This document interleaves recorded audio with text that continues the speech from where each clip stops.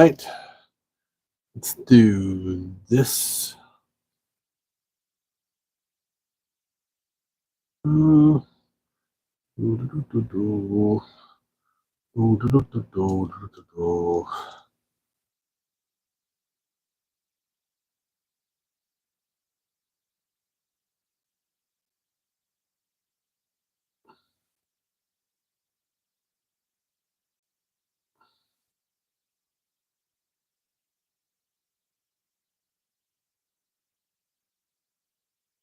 Let's see. All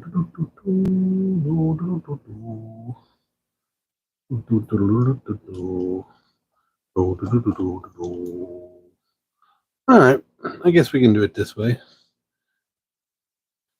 And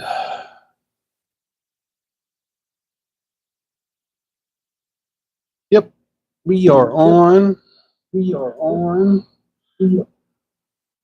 Turn the power, turn the everything there. Yep, okay.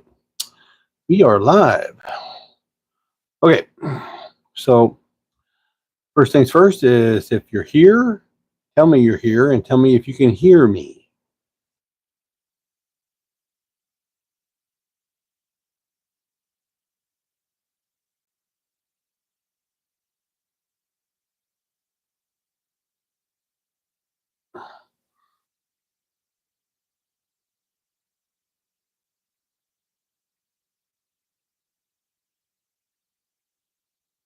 And if you can hear me, tell me where you're from.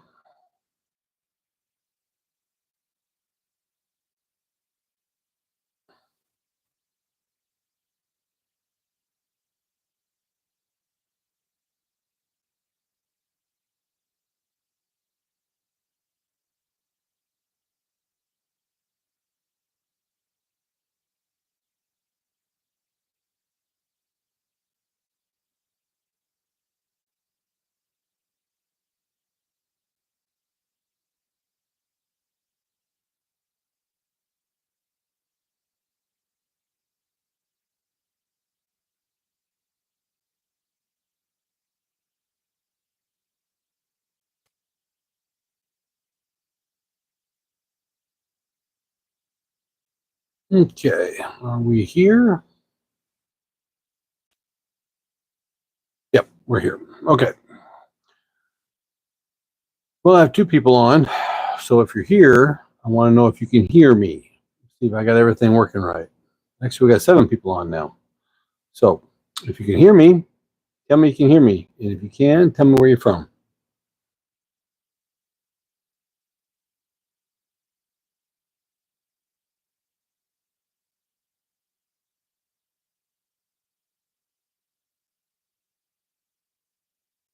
Okay, so sound is working. Okay, that's what I need to know.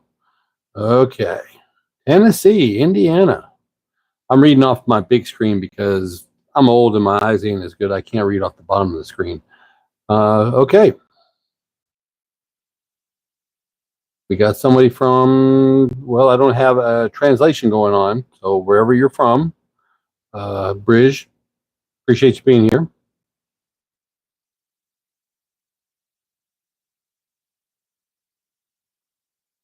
No, I wasn't in World War II. And I'm good. I'm glad you guys are all here. Okay, so this live is about gastric bypass and everything that involves. So, do you guys have any questions? Since I've got 22 years in and I've been running smooth and strong for all that time, so that's what we're here to discuss: is testosterone, not is gastric bypass. And so, hit me with some questions.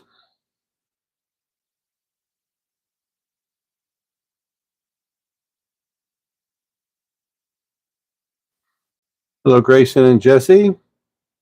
My worst day was the day before surgery.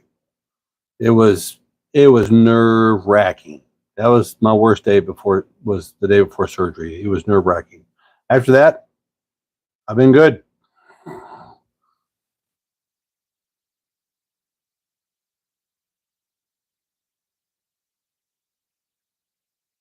I'm not him.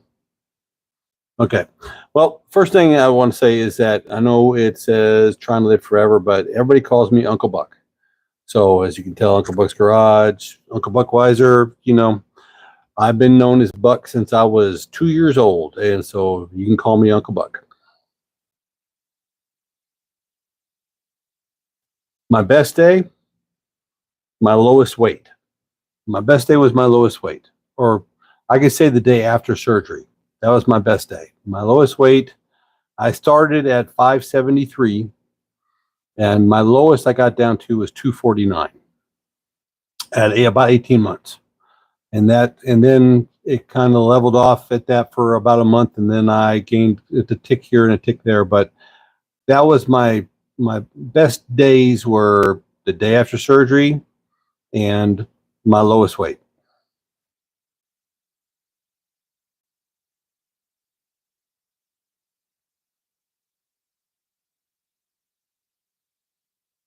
I don't know if I know you, Nikki. I mean, I know lots of people.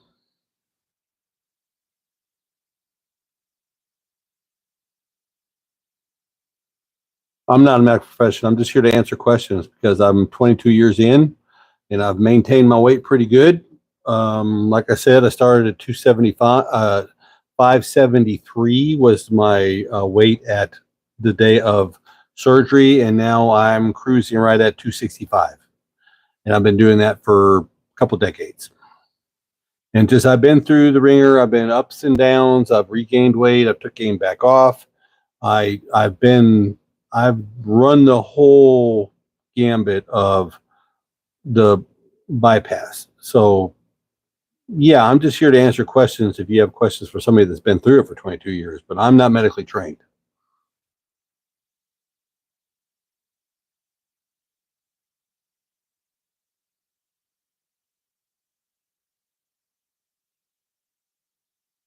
Purple Haze, are you just here just to mess with people? I mean, are you? No, when in the military, I couldn't get away from the dinner table enough to qualify for the weight when I was a teenager. My story is that I was always the overweight kid. I grew up on the farm, um, dirt floor poor. We had no money for sugar. We had no sodas. We had no candies. We had no cakes. We had nothing in the house. We ate vegetables and meat and potatoes. And by 10 years old, I was the overweight kid in school. And in the 70s, that was a rare thing. Okay. I've been this way my whole life. And so I couldn't get away from the dinner table. I couldn't get the weight down to get in the military. My dad was a Marine. My son was in the Navy. I've got brothers and brothers-in-laws that's in the teams, but I just didn't ever go in the military.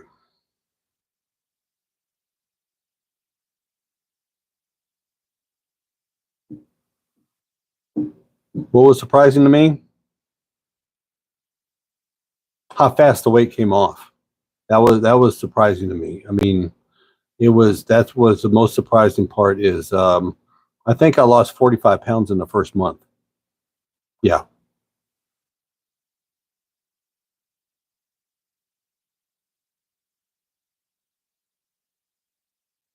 Oh, it's full of newspapers. I sell stuff on eBay to make a little extra cash, and that's where I keep um, the newspapers for packing.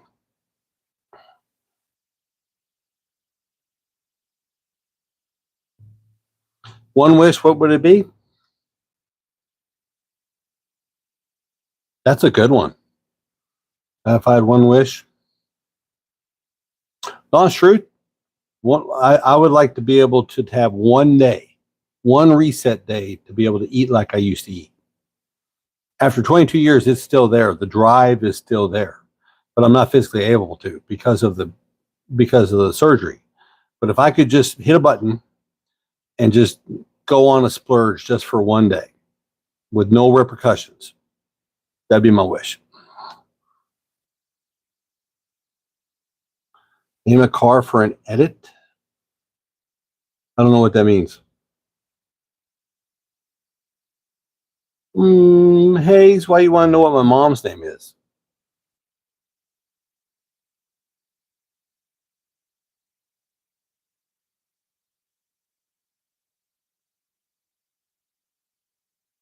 No, we're not going there today.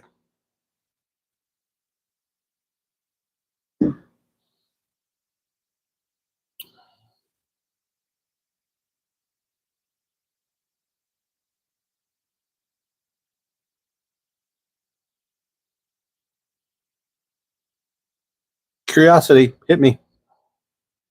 I'm just here to answer questions.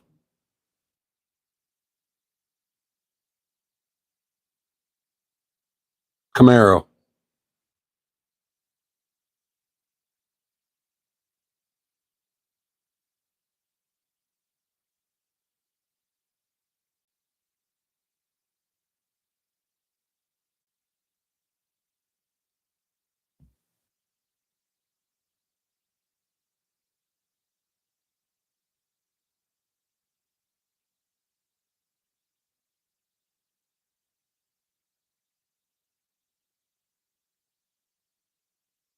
Let's say 81.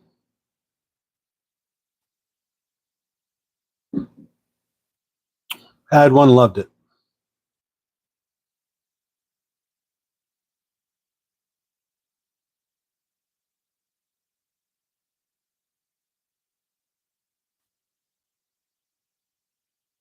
You guys have any questions about the bypass?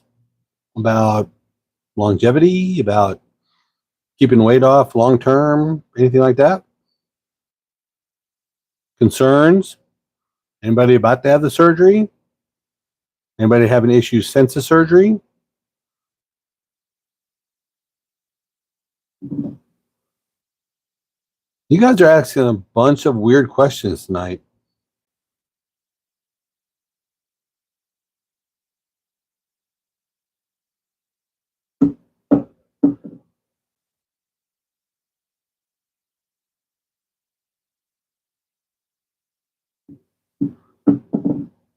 Leg surgery? I think you're in the wrong chat.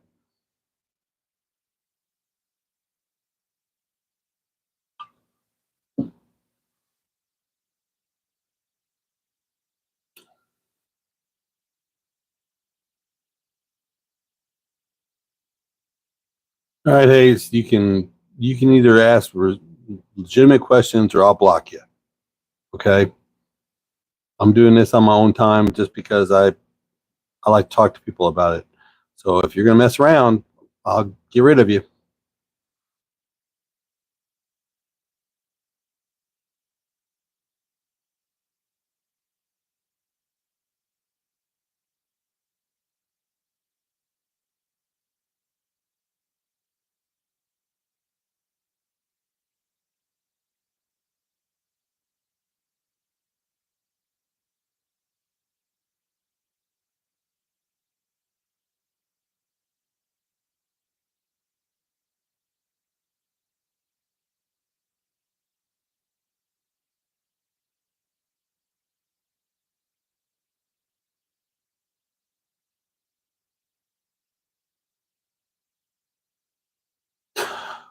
I'm not that age. I'm 57 years old. I'm not a video game guy. If you want to know my favorite video game, I'll go from the 80s, Galaga.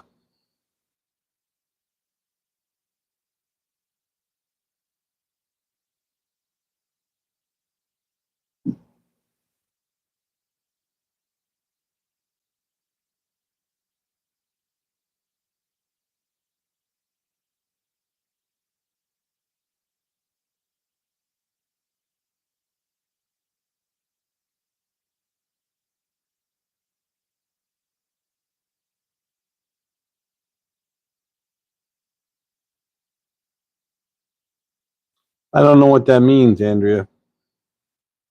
Said I'm old. I don't know what that means.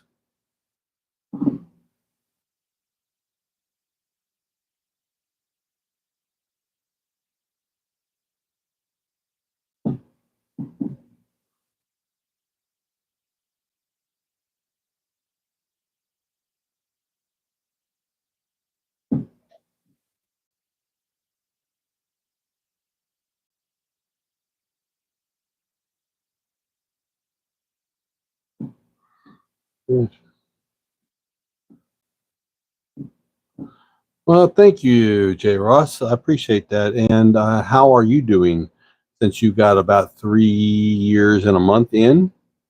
So, how are you doing?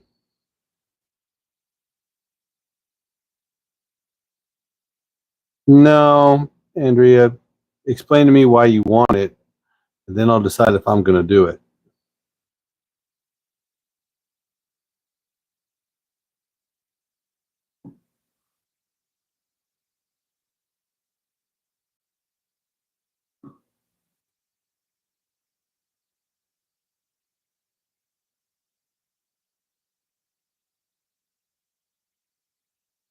Oh, April this year.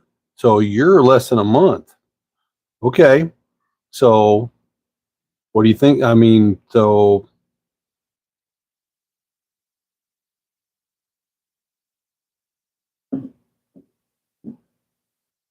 I did too.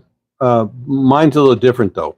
I've been researching since. Mine was my HR department, my head of my HR, me and him at my old job became friends. And he one day just walked up and they were self insured and he offered it to me.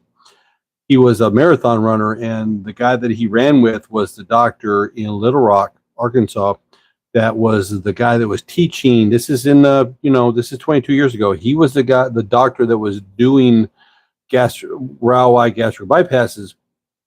And they offered to do it for me because, like I said, I was working construction. I was a welder and building bridges. And he just walked up to me one day. He said, I just don't want to see you die. And I have a dear friend that's a doctor and he does gastric bypasses. And I never heard of gastric bypass. He said, and we'd be willing to pay for it if you'd have it done because it'd be cheaper on us now in your 30s as in your 50s, all the health problems that you being that weight. And so that's how I got mine done. But I didn't have it really change. And this is before the internet. This is just we drove 3 hours to Little Rock and we had a sit down and they had a slideshow and a movie and stuff and got signed up and we were back there a month later and we had the surgery.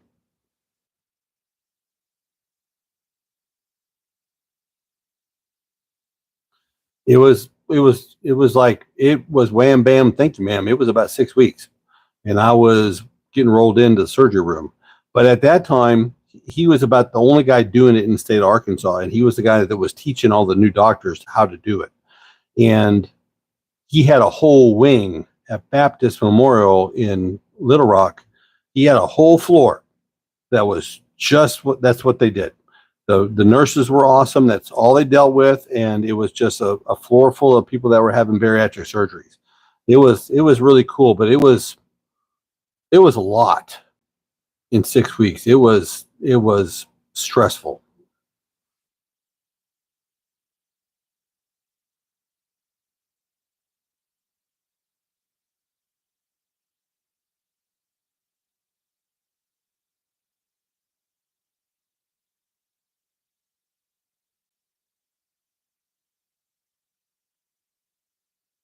Andrea, why do you want to know all this information about me? It's kind of it's off-putting, so just quit.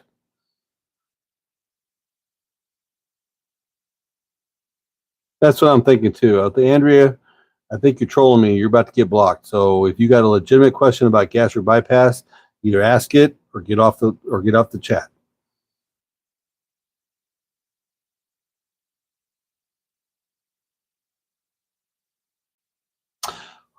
Well, okay.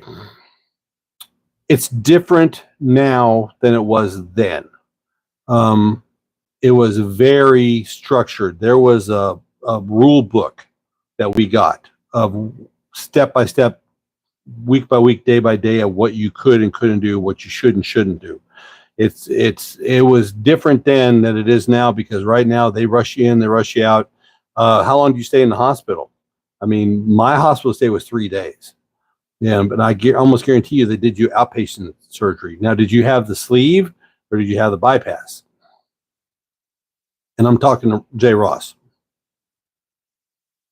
Yeah, Yeah, yeah, and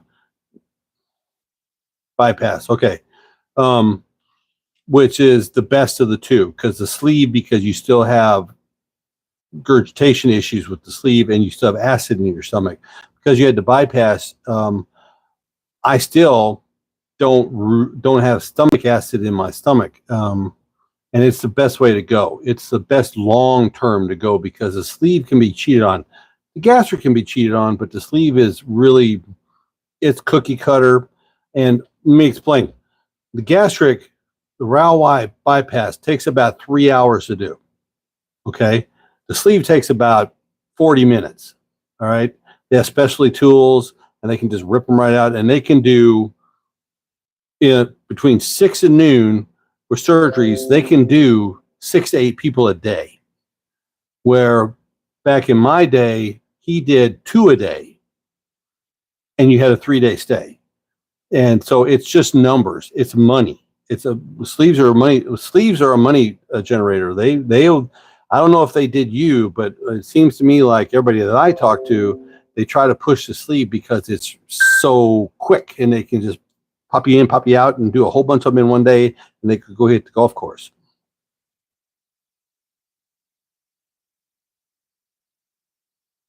Yeah, and you won't with the gastric. Now, you will have purging when it comes to if you don't chew up your food good enough, and if you don't follow the directions, you try to push it.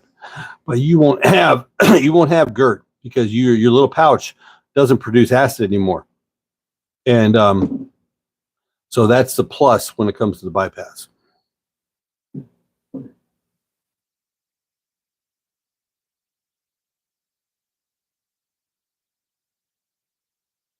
Yeah, yeah. I mean, it's really the clinics now that are open, the outpatient clinics, they are there just to put heads in, heads out. They are there just for numbers, and where they can get paid 25,000 for 2 RAW-Ys, or they can get paid 15,000 a piece or 20,000 a piece for 6 to 8 a day.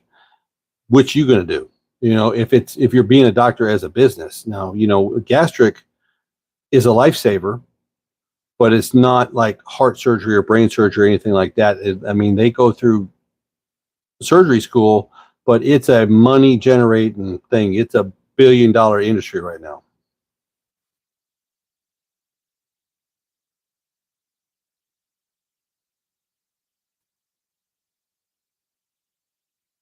All right, Andrea, you're gone.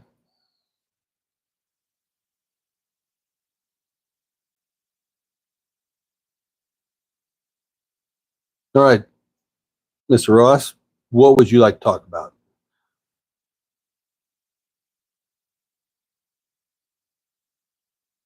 Yeah, mine was, they were self-insured, but they considered it preventive maintenance because I was very large. And I was in the industry, like I said, welding, building bridges. That's not good for very large people. I mean, I did the job. I was excellent at my job. I had over 1,000 welded x-rays with no rejects. I mean, I was very good at what I did. But as I got older, out of my 20s into my 30s, my blood pressure started rising. Everything started hurting. I was carrying that much weight. Now, I was powerlifting at the time, but it still wasn't controlling it. And that's when Wayne came by one day. He just walked all the way out in the shop, and I worked in the back, and walked all the way up to right up to me and said, "Listen, I've got a plan. I need to know if you'd be willing." And that's what it started. And 6 weeks later, I was coming to from having the surgery.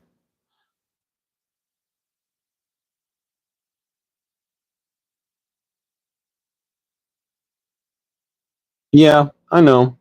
I mean, and I do 3 different lives. I do a live. I'm on testosterone replacement therapy, and I have Uncle Buck's Garage, which I build old trucks on. And I do a live Tuesday, Wednesday, and Thursday. And I didn't have this. I haven't been having this for the testosterone or the Uncle Buck's Garage. Just this, for some reason, they come out in the woodwork. When it comes to to the um the gastric one. I don't know, but I'm glad you're here.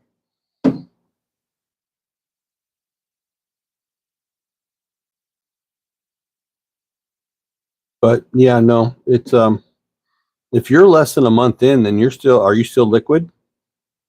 Oh, that's another thing that they did not make me do. They did not make me go like months and on diet to try to lose weight before I had the surgery. It was like get him on the table to save his life. I mean, that's the way it was back 22 years ago.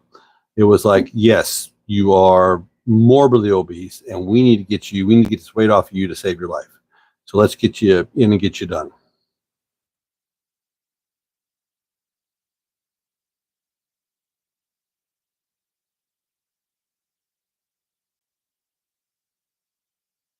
Yeah. And that's what I am now a grandfather 3 times over, and I wouldn't be here. I truly believe, bottom of my heart, I would not be here today to enjoy them, to be able to be healthy enough to get down and play with them, carry them around, enjoy them.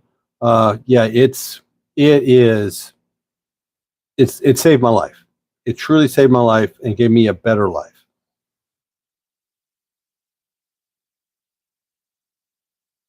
Yeah. But see, that's the thing is that they gave you basically a rule book. Okay. And I went 14 days liquids only. And in the hospital, I went 24 hours after surgery with nothing, no liquids, no nothing. And on Lasix, to get liquids off of me. And then I didn't have anything in the hospital for 3 days but liquids. No liquids for the first 24 hours to make sure there wasn't, they're watching for infection, they're watching for fevers and stuff. And then the first day was ice chips, no swallowing, just ice chips and rinse it around your mouth and swallow it. And then the third day was broth and tea. And the third day once I took that and I didn't have any issues, then they released me and they give me a shot for the trip home for pain meds, and made that 3-hour drive home. That was a bear. That was not fun. But no, I understand. But like I said, back 22 years ago, they gave you a rule book. You got a certain amount of days for this, and then from that you can transition to this, and from a certain amount of time you can transition into that. But I'll say the one thing I remember the most is my first fast food was 6 months out. I had to drive 2 hours to an airport to pick up grandma. And I stopped at the McDonald's on the way, right outside town, and I got a cheeseburger, just a regular cheeseburger, no pickles, just a regular cheeseburger, ketchup, mustard, right? And I could only eat half of it. This is 6 months after surgery. I could only eat half of it on the way up there. I wrapped it up in a wrapper and put it on the dash. And by the time I got back, a couple 3 hours later, I actually got to eat the second half. I got it down. But I can remember that intensely, that first McDonald's hamburger, 6 months after the fact. That's how long it was before I had fast food. That was the rule book that, and that set me up. But, tweaks post. Yeah, liquid weight phase 2. Well, that's about same with me. Yeah, it was liquids. And then they let me do soft, which was yogurts, really, really, really runny mashed potatoes. No noodles at that time, but it was, yeah. I think they let me have cottage cheese after 2 weeks. But yogurts was the main thing because it was smooth and it was creamy, and it was easy.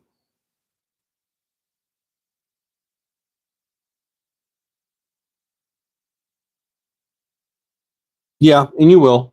The whole thing is that you just got to remember you have a dime size hole that your food has to pass through to get to your intestines to get digested. Your stomach does no digestion whatsoever. It's just holding things, and so liquids will filter through, and soft foods. And if you're going to eat anything mushy, make sure, even though it's mushy, chew it up real good, because you just have to get it through that little dime size hole. That's all you got. And you only got 1 ounce to do it in. Chew, chew, chew, chew. I remember when I was growing up in the 70s, they said you need to chew every bite 32 times. And if you're like me, you don't like chewing things 32 times. Once you get it in there and start chewing, you have the drive to just swallow. And I still, after 22 years, every once in a while make a mistake. Okay. And then it gets stuck, and then it purges. Okay. And I don't know if your stomach will do what my stomach does, but my stomach acts like a filter. If it doesn't like something that I eat, which over time I've learned, there's some things I can't do. I can't do lettuce. I can't do cabbage. I can't do kale. I can't do fibrous greens at all to this day. My wife, which also had the gastric bypass, she can eat a salad and have no issues because everybody is different. But me, like if I'm going to sit and have a little bit of meat and potatoes, I have to eat the potato, a couple of bites of potato first, because if I just put a piece of meat in my mouth and chew it up and swallow it, it'll get stuck. Meat, I have to mix with a noodle or a potato or a rice. It lubricates it to get through into my intestine. But if I just eat just plain meat, like going to a barbecue and eating ribs, nothing else, ain't happening. Even after 22 years, no matter how much you chew, it needs something to help smooth it, to lubricate it, to get it through your pouch into your intestines.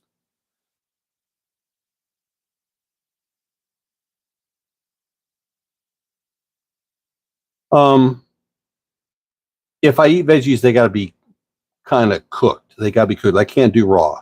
Can't do carrots. Got to be cooked broccoli, cauliflower. I can, it's again chew, but I can't do green fibrous leafies. I can't. No matter how it's done, even like cooked cabbage still hangs. If my system just does not like it, and if I eat it, it'll take everything away from it and give it back to me, and I'll have to spit it out. It's really weird. Even after all this time, it does that.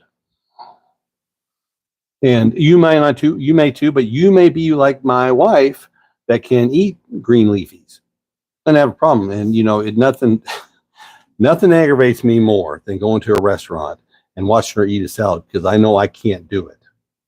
It's just like this one of those things that if I could just hit a reset button and just do one thing, it would be have a salad. But I know I can't, so I don't.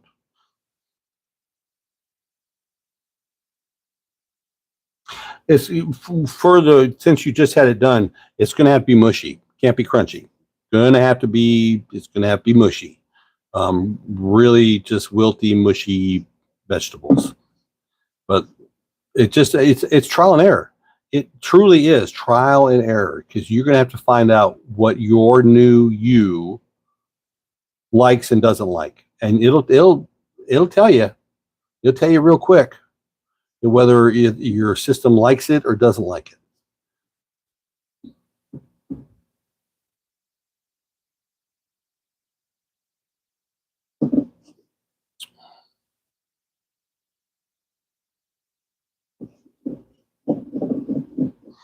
Well, Jay, what is your biggest worry with all of this?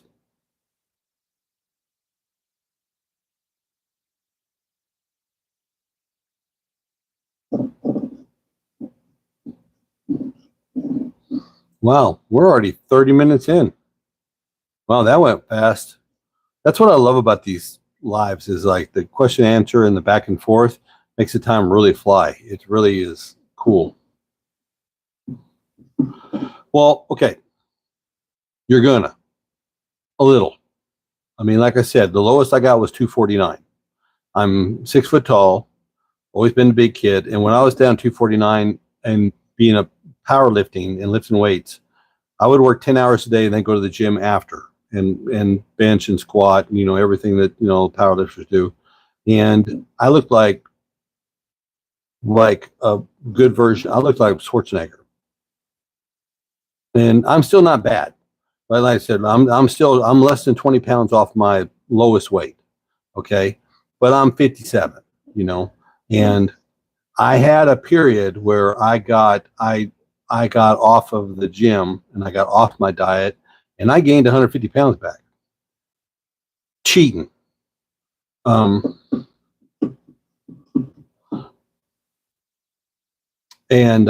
it took me the last 8 years to get it back off. Okay, but I'm lower. Like I said, I'm within 20 pounds of my lowest weight. But I got up there. I'm 265 right now. I got up there. I was way north of 400, and I did it by liquid sugar. I got completely off the game, and I got depressed, and I found out that my testosterone level was really low, and I just got in a bad place, and I gained a bunch of weight back. It's not fun to think about, but I'm back on track. I'm paying attention. Yeah, that's great. That's great. And that's what it's for. The bypass is to get weight off you as fast as possible to save your life. And it's a tool. And like I said, even to this day, I can't eat a whole, like go to a restaurant and order a plate of food and eat a whole plate of food. Like that's the great thing about having Christina as my partner and having it, because we can go to a restaurant and buy one meal and just get an extra plate and split it. And we usually leave food on the table. It's just having someone to go through it with is immensely useful. It really is. It really is like one of the best things ever. I see we got a couple of new people on here. Tell me where you're from and if you have any questions.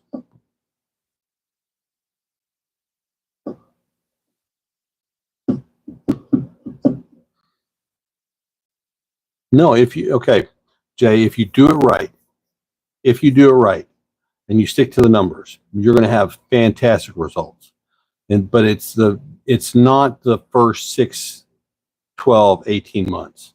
It's the years later where you got to be careful, because your brain, sorry about that, didn't mean to hit the thing. Your brain still wants to go back to the old you. Even me, 22 years later, still my brain still has that mentality in it. It's up in here. It doesn't go away. So it's a little demon in there, a little ghost in there that is there, that you have to continually pay attention to. You can't sit on your laurels, which is what I did 10 years ago. And it hurt me bad. My screen just went out. Anyway, so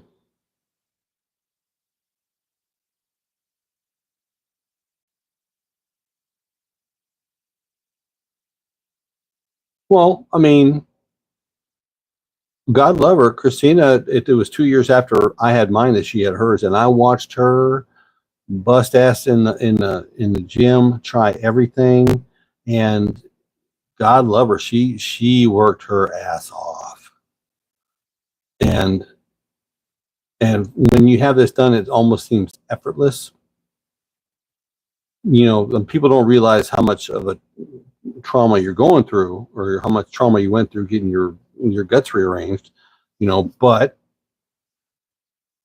having someone there to support you is huge. It really is huge. There's lots of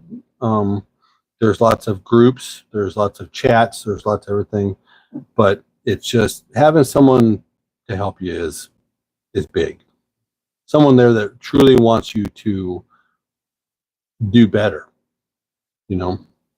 but it's still, even though you've had the surgery, it's on you, it's on me, it's on everybody else. It's good to have support, but you have to do this yourself, because just going back to the old habits and the old excuses, and just this once turns into twice, turns into 3 times, turns into 3 months later, you're in trouble, because the old habits are still here.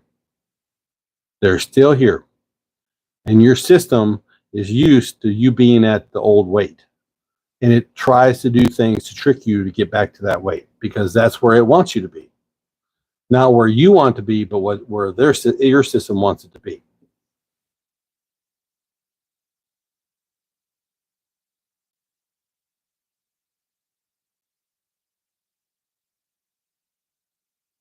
and it can be done.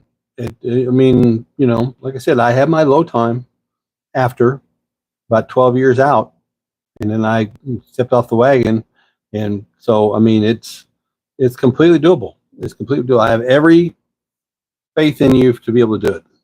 Oh, we got a new one in here. That's a surgery, and that's the best advice you can give me. Most scared of gas. Are you having the sleeve?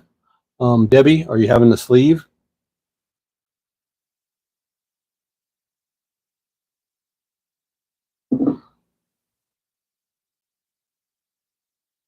Don't mean to ignore you, Jay. I'm just reading this from Debbie here. Hi. Insurance requirements. Bypass. Good. Good. Are you worried about the the gas from laparoscopic or gas from after the fact, after the surgery?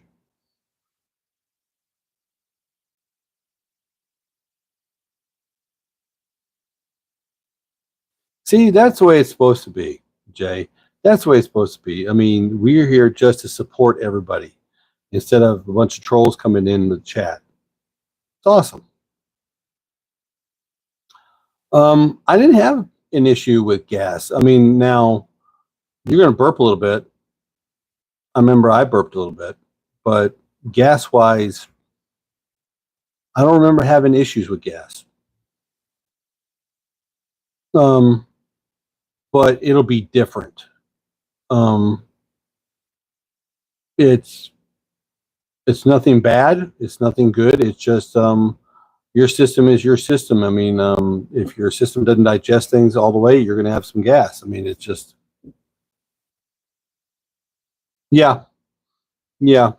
That was the thing that was the first thing they told me before I went under, when they started me make count, you know, backwards from 100, is that now when you get up, the first thing you need to do is start walking. And that's what I did. Where I had my surgery 20 years ago, they, like I said, my doctor had a whole floor. That's all it was bariatric surgeries. That's all he did, and that's all the nurses did. And so that's they had it was shaped like an X with the nurses station in the center. Okay, so as soon as I could, I got up and I started walking. I come out of my room and go to the center, go down the hall. There's a window on every hall, and I come up and I just do a clover leaf, and I did that over and over and over again. You know, because you're going to be up.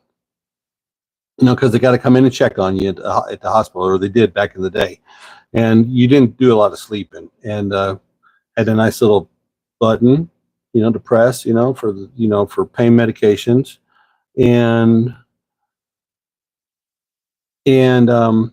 I walked a lot, you know, because they said you got to get up, you got to get it moving, you got to get out of your system. So it's not that hard. It wasn't painful. It's just you got to get up and walk. You do have to get up and walk.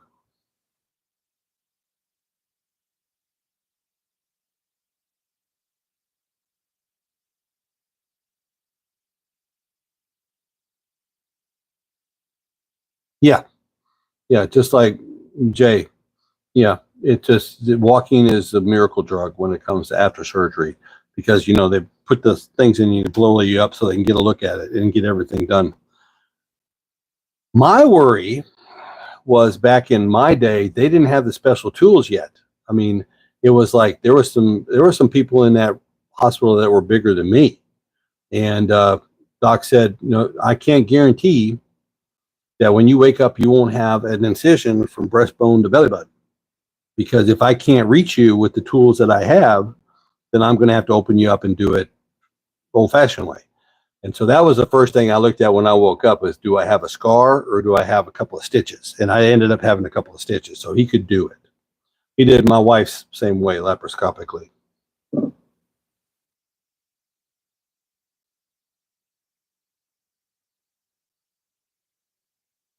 I'm going to assume, Rose, you're a lady, and my wife. I'm sorry, but you know, chocolate has a physiological dopamine effect in the brain for women, and it's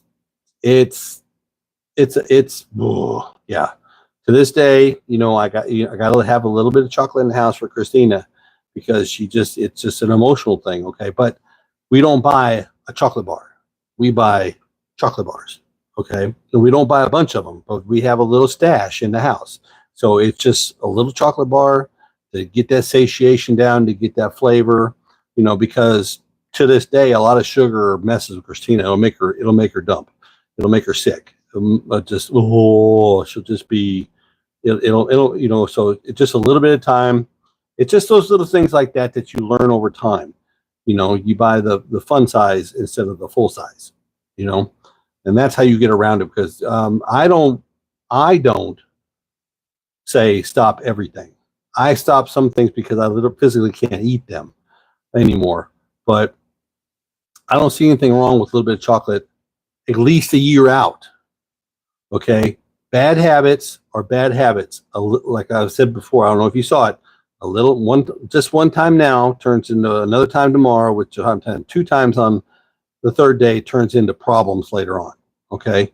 So I say off of everything for a year, and then you gradually, one thing by another thing, you start trying things back again and see how your system reacts to it. Because if you're brand new on it, you don't know what your system is going to tolerate or not tolerate. I can do sugar. Christina can't do sugar. I can't do leafy greens. Christina can do leafy greens. I can do spicy. Christina can't do spicy. I can't do oily or greasy like fried foods. Christina can. It's completely weird. Same doctor, same hospital, same everything, completely different.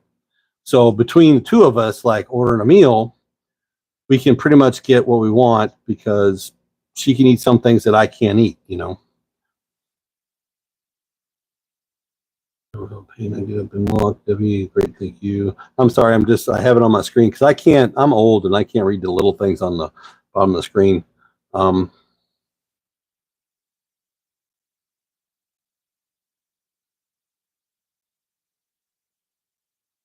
Then Rose, if you're 10 months out,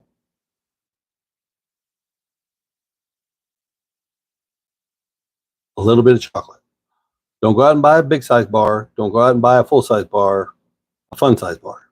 Just go out and find something just a bite size and just get that in. But I would suggest once a week, just one little piece to get that in, because cravings are the bear. Cravings are your brain trying to trick you to get back in your old habits. What it is.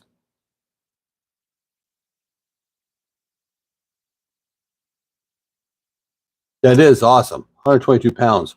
That's a lot, especially for you ladies. That's a ton of weight for you ladies. Now, guys, because we're built different, frames are different, everything. But for you girls, that's a shit ton of weight. I'm very proud of you. That's very good. Especially after just 10 months. That's 12 pounds a month average. You think about that. That is amazing. You got to be feeling great. You got to be motivated. I know I was. Because we would go shopping on Sundays. Grandma would watch the kids, and we'd go shopping on Sunday. And there was outside the GNC in the mall. This is how old I am. Outside the GNC in the mall, they had a scale, and we would stop there on the way going shopping, and we'd walk in the back through the food court and go right next to GNC and every week I was losing a little bit for the first 18 months. It was the most motivated I've been in my life when it comes to my health and my diet. It was the coolest time ever, because after 10 months, the pain's gone and you're learning your new system, but you're dropping weight. That's awesome.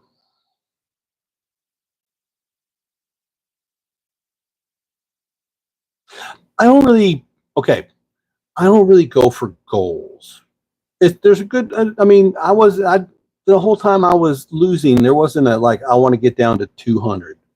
I want to get down to this. I just wanted to feel better, and I wanted to feel like I wasn't going to die. But I never had like a goal weight. But if you need a number to shoot for, go for it. If it works, who gives a shit? As long as it works. My starting weight, day of surgery, 573 pounds. Oh, I'm sorry. Jay was asking Rose. I'm sorry, but mine was 573.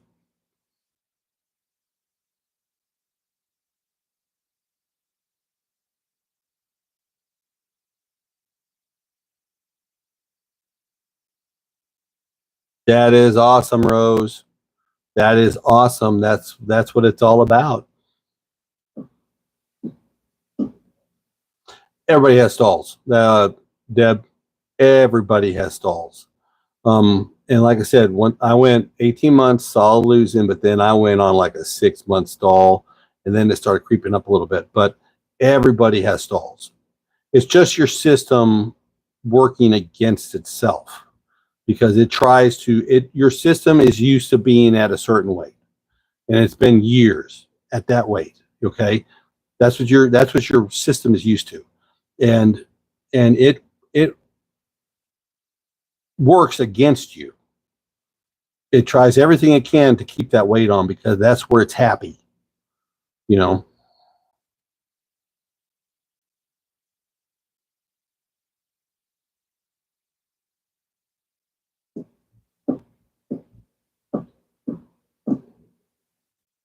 Yeah, I just wanted to live, and now I got grandbabies, and it's the best time.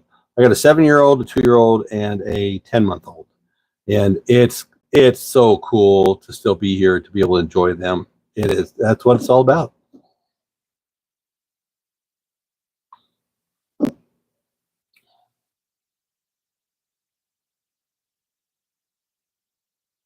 I'll tell you what. Okay, so this is 22 ounces. Okay, and this is water that I'm drinking. All right. Now, as you notice, I'm not drinking water. I'm sipping water. I'm good for about 5 swallows, and then I'm done when it comes to water. If I get really hot and I know I need to drink water, I'm good for about 5 swallows, and then I have to wait for it to go out to do another 5, and then wait for it to go out, do another 5. I can't just drink 22 ounces of water in one sitting. I have to sip it. So, and I mowed the lawn today, so I'm replenishing my water. But that's even after 22 years. My pouch is still not even close to the size of my original stomach was. I mean,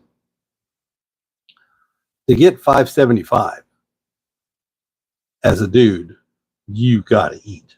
I mean, you got to eat large amounts. You really got to put it on.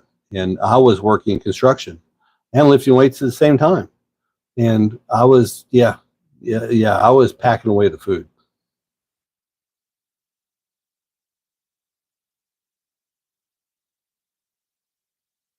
Okay.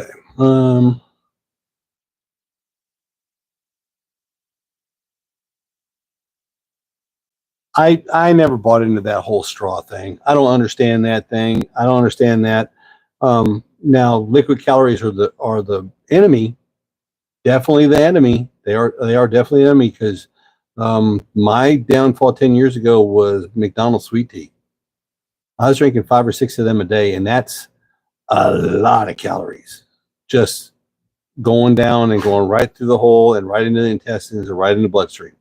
I mean, that was my downfall, and that's what got me off the course, and that's what I've been fighting against all this time. So, um,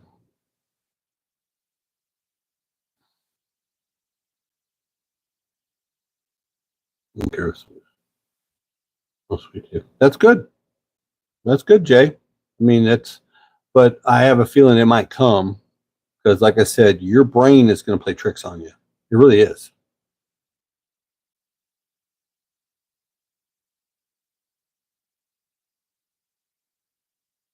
Are you asking me, or are you asking Jay, or are you asking Debbie about appetite? See, okay. Um, my doctor warned me about this. The way he did it, he actually severed with the surgery. He severed the nerve that triggers hunger from the stomach to the brain. And 22 years, I've never had a hunger pain. I know I need to eat. My system wants me to eat, but I've never physically gotten hungry. Not once in 22 years. Not since the day of surgery. The signal just doesn't go from my stomach to my brain, you know. And I don't have any cravings for sugars. I don't have any.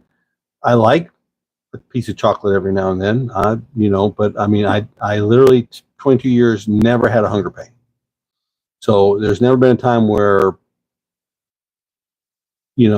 oh, I need to eat. That is with the bypass. The sleeve doesn't have that issue, but with the bypass, most generally that gets severed. So if you're feeling hungry, it's one of two things. It's either that nerve is still alive and you're getting that thing from the brain, or it's your mind playing tricks on you. It's one of the two. Hopefully, I mean, it's been beneficial for me. Now, I still like food. I still like food, but I can wake up, like, I'll just say, like, we always go shopping on Saturday now. I can wake up at 7 a.m., no hunger, after being fasted from 6 o'clock the night before. Go out and we'll find, on Saturday is our cheat day. So we go out and we find a restaurant we do it. The rest of the week we prep food and we take it with us and live out of Tupperwares. But Saturday for lunch is always our date. And I'm not even hungry whenever we're going. I know I can eat because my stomach is empty. It's been empty for 18 hours or so, something like that. But I've never had a hunger pain.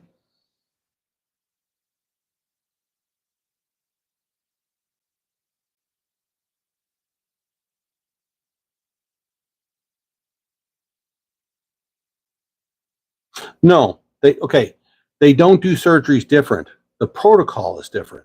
Okay, like I was saying earlier, that I had a rule book, a year rule book of, you're going to go 14 days doing this, 14 days doing that, a month doing this, a month doing that, by the numbers. They had it in the book, and I still don't have the book. I wish I had the book, because I would post it online.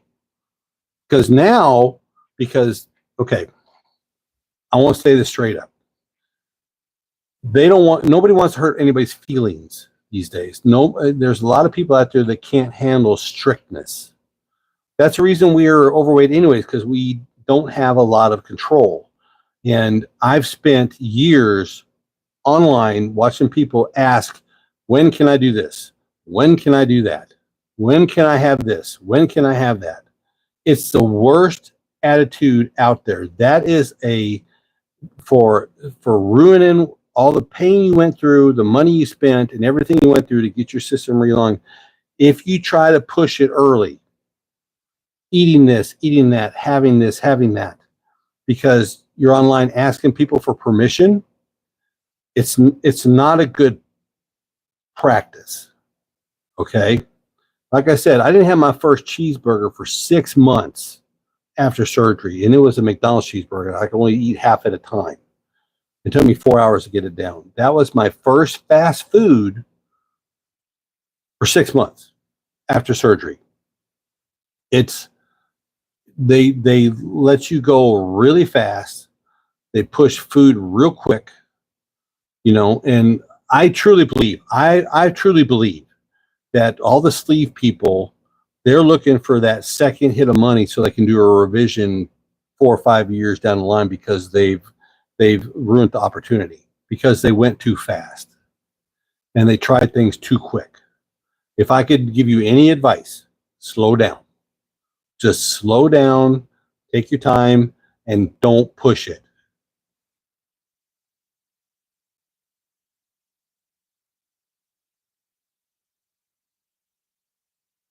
Yeah, I've had a lot going on. I mean, I've got a couple of different YouTube channels.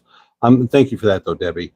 I just haven't had the time. I mean, like I said, my son got out of the Navy. They've been living with us for 16 months with the grandbabies and my son. And they finally just bought a house 3 weeks ago. So they moved out. So we're back I've got a little bit more time in the evenings instead of having a couple of toddlers run around screaming, which was great. And I miss them terribly already, but I make excuses to go over and see them almost every day because they're only 10 minutes away. But it's been crazy. My mom's had some health issues, family, life, wife, everything going on. These are fun. I really, really, truly enjoyed this. I mean, this is my last couple of weeks, the first time I've done lives, and they're great. I love answering questions like this and having talks and building people up and giving you a motivation, because it can be a wondrous process and a beautiful thing if you do it right. Let me see.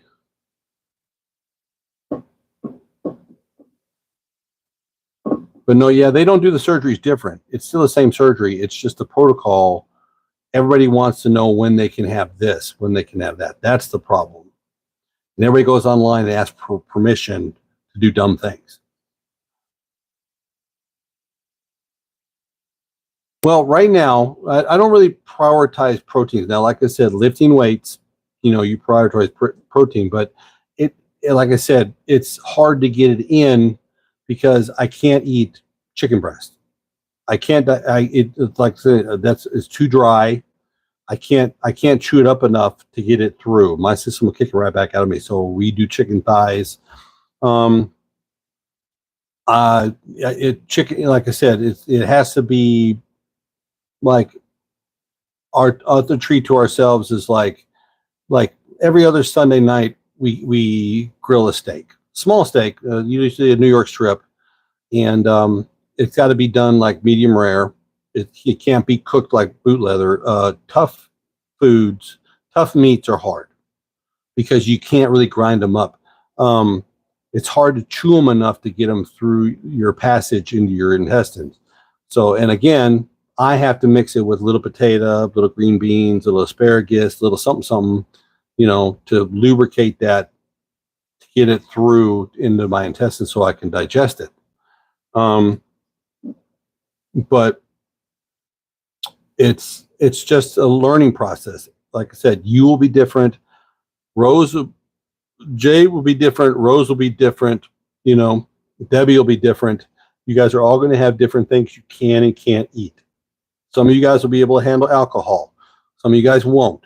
Sugars are going to be, it's just a matter of trial and error, but I don't suggest doing it fast. I suggest keeping your protocol. And this day, I don't know if they give you a timeline, or any kind of like protocol. But it seems to me that the ones that you're using now go real fast, like back into regular foods, the bad foods, the fast foods, like I said, 22 years that I still meal prep, for the week.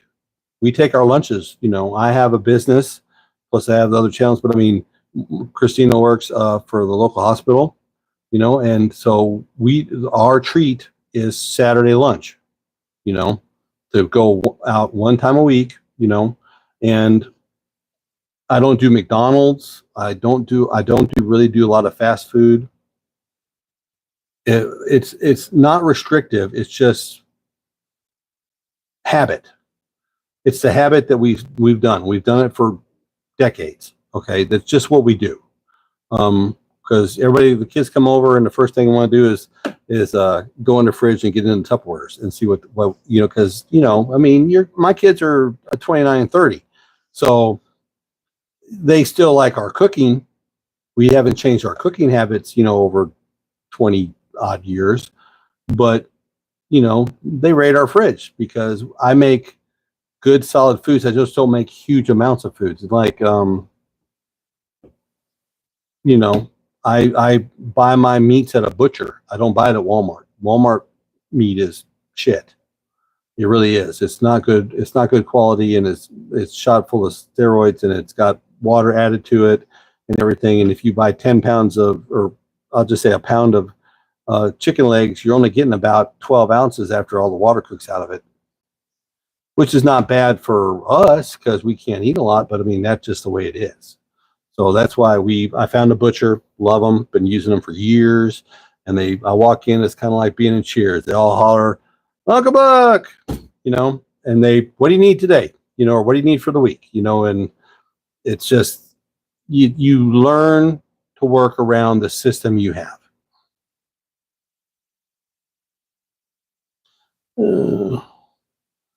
But no, I try to get a decent now. There for a long time, I did protein drinks.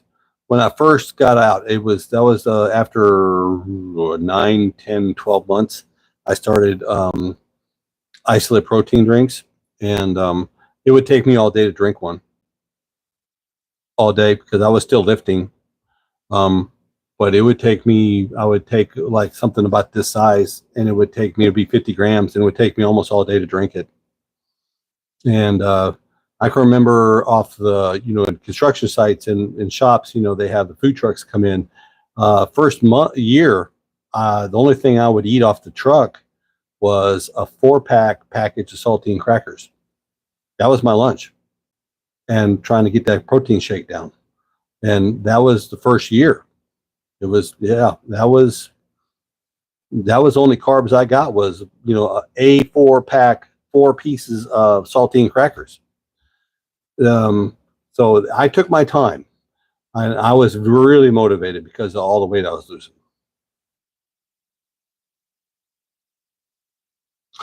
Like today, I got up and I had my coffee, and what I do in my coffee is I do decaf, because full strength coffee messes with me. Okay, so I do decaf. I do hazelnut flavor. I do I do a scoop of collagen and some creatine and 1 spoonful of Splenda and a little bit of cream. And I use heavy whipping cream because it's just so nice, in your coffee. And then I didn't eat, Christina makes me eggs. And so I ate my 3 eggs at about 11:30. And then tonight, tonight I had leftover, I had about 5 ounces of lasagna. That's what I've eaten today. And worked in the office, mowed the yard, did laundry, because for us, we can make something in the oven, bake it like a little small roast and some potatoes, grill some chicken, do something. And that will be like, they don't make them like in small pack, like a pound of chicken will make the dinner for me and Christina. But then we'll have 2 or 3 lunches with, the fixins in the Tupperwares in the fridge.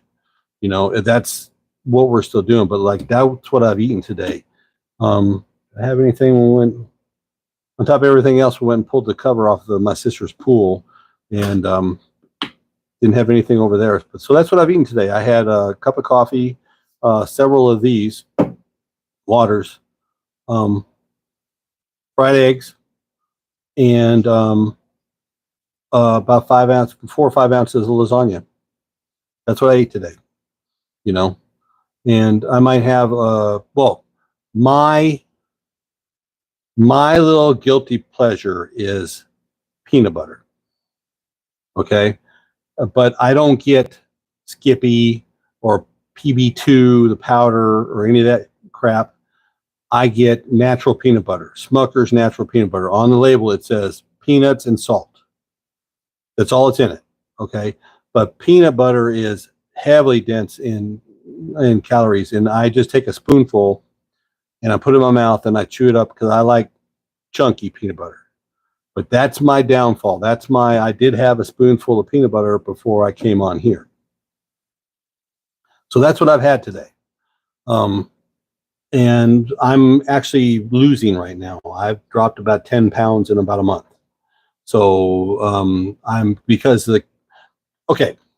grandkids in the house means there's cookies in the house, which means there's candy in the house, which, grandma is going to have that sweet for that baby. You guys know, and now that they've moved out, like when we went shopping, we didn't buy any of it, So That's the difference. Because they're gone, I'm not like, there's not there to like, oh, just take a bite and keep running, you know. So getting the bad stuff out of the house helps also.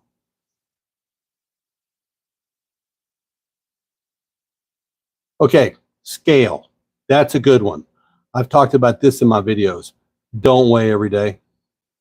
Don't weigh every day. Like I said, when we were on the downward path on Sundays, when we went shopping, back then we went shopping on Sunday instead of Saturday, we would stop by once a week and we would weigh once a week. If you weigh every day, it's going to fluctuate as you go every day. And it's aggravating, completely aggravating and maddening, you know, because you know you haven't eaten anything and you might gain a pound overnight, okay? And that pisses you off. It really does. That's why I highly recommend from day one, you weigh once a week. That's it.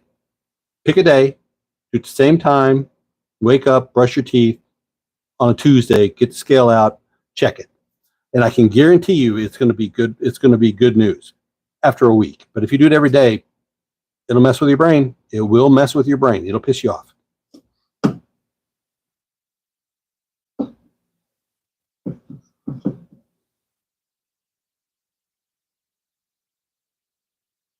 Okay, now I will say you have to get your B vitamins in and you have to get your nutrition in.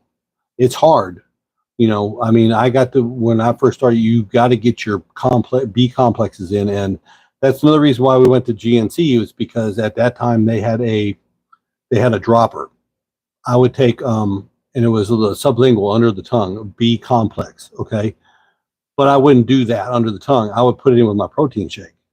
That would take me all day to do. So you got to get your number in, but I'm not a big proponent of the low fat, low this, low, because that's just, if it had worked before, you'd have done it before. Okay. It just doesn't do anything. There is nothing wrong with the amount of food that I ate today for me to like get that spoonful of peanut butter, which is high fat, high calorie, you know, it's 100 calories for a spoonful. Okay. But that one spoonful, because it's chunky, you get to chew it up, crunch, crunch, crunch, crunch, crunch. You get the satiation, you get the fats, which you need. You got to have them, you know, to stay healthy. My screen keeps turning off, but you know, you got to have them. You know, I'm just saying everything in small amounts. Make it where you have to do a small amount. Yeah. Like Jay just, yes, once a week. Pick a day. Just do it once a week. Your mental wellness will be better off for it.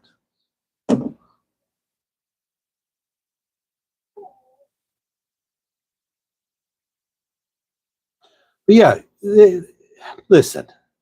Okay, we've all been there. Okay, we've all been there. Every doctor we ever said, you gotta lose weight, you gotta do this, low fat, low this, low this. Okay, now we're finding out 25 years later, 30 years later, remember in the 80s when they said margarine was better than butter? You know, sugar is better than sweet and low. Everything that they said in that food pyramid that said that you need to do was bought off and paid off by the food companies. None of that was real. Okay. I use butter. I use Splenda, you know, natural peanut butter. I don't eat seed oils. If I have to use oil, I don't have any cottonseed. I don't have any sunflower. I don't have any vegetable oils. I use olive oil, extra virgin olive oil, salt, everything. And my numbers are as good as they've ever been. My triglycerides, my A1C, everything is the best it's ever been. And I'm still 20, you know, a little bit less than 20 pounds over my lowest weight. I'm not 575, you know, I'm 265. But everything they told us was wrong, was a lie, was bought and paid for by big money.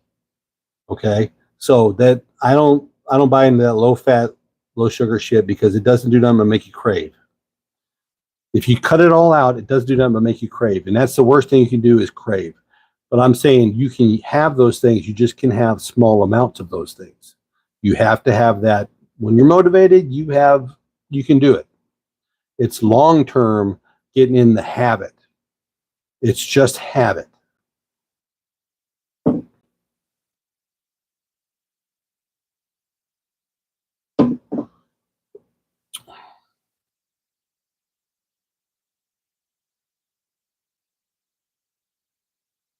Okay, I'm feeling a little bit dehydrated. Still a little dehydrated. I'm going to go ahead. I'm going to go get me a little water real quick. So I'll be right back. Okay. 1 minute.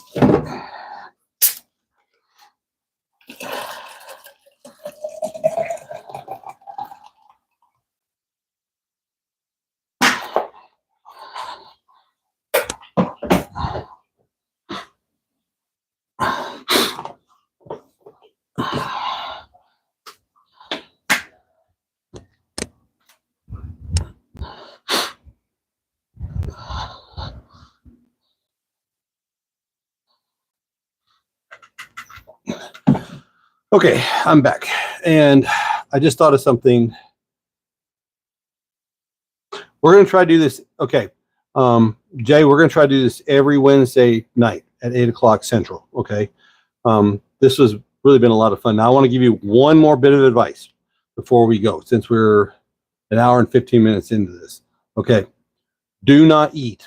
If you go to bed at, say, 10:30, do not eat past 8 o'clock. Try not to. Don't eat anything past 8 o'clock, because with your new stomach, if you're a back sleeper, a stomach sleeper, or a right side sleeper, you take a chance of aspirating as you sleep. You'll spit something up while you're sleeping, and it'll wake you up like you're drowning. I try not to eat past 8 o'clock. And if you do, try to sleep on your left side, because the way your stomach is designed, your esophagus, your stomach pouch is lower than your esophagus on the left side. Okay. So if you sleep on your left side, you have a less chance of regurgitating anything while you're sleeping. But if you're on your back, if you're on your right side, it's like downhill. Okay. That's the best advice I can give you. I've lived by that for 22 years, and still to this day, every once in a while, I get something that just doesn't go through right. And 2 o'clock in the morning, I'm waking up because I've just aspirated something. So just be careful about that. All right. Okay. All right. So everybody, it was a lot of fun. I hope to see you next Wednesday. Okay. Tell your friends. I'll put a post out there to remind everybody that we'll be doing this. But this was a lot of fun. I really enjoyed this a lot. And hopefully next week we won't have as many trollers as we had. But it was a lot of fun. I believe that you guys can do all of this. I have faith. Just talking about it is the best medicine. All right. So you guys have a great night and a good week, and we'll talk to you next week. Bye.